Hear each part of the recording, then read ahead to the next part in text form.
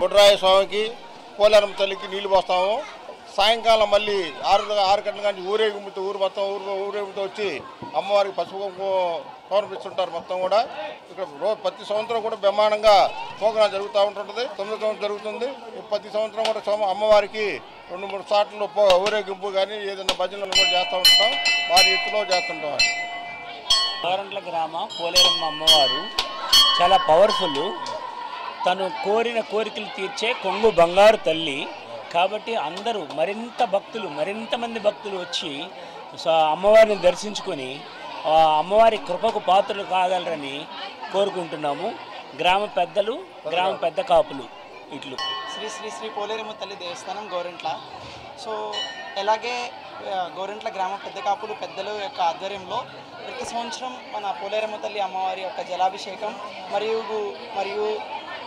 పొంగళ్ళ కార్యక్రమం, అలాగే సాయంత్రం సమయంలో గోరంట్ల ఆడపడుచులందరి చేత పసుపు కుంక కార్యక్రమం అంగరంగ వైభవంగా జరుగుతున్నది. సో పోలేరమ్మ తల్లి అమ్మవారు మనకి ఏ కోరిక నెరవేర్చినా తీర్చే కొంగు బంగారమైన తల్లి, చాలా పవర్ఫుల్ అమ్మవారు. ప్రతి సంవత్సరం వర్షాలు పడాలని శ్రావణ మాసమైన 2వ ఆదివారం రోజు ప్రతి ఒక్క పౌరుడు పాడి పంటల కోసం, వర్షాల కోసం, ఆ రైతన్నల కోసం, అన్నం పెట్టే రైతన్నల కోసం అమ్మవారి యొక్క ఆశీస్సులు మన గోరంట్ల గ్రామం మీద చల్లగా ఉండాలని సో పెద్ద కాపులు పెద్దలు ఆధ్వర్యంలో ఈ కార్యక్రమం జరుగుతుంది.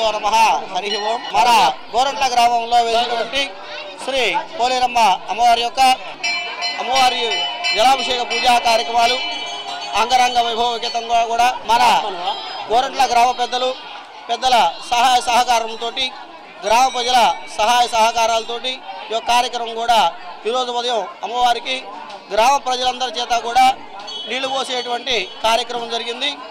మధ్యాహ్నం కూడా గ్రామ పొంగలి గ్రామానికి సంబంధించి అమ్మవారికి నివేదనాది కూడా జరిగి ఉంది.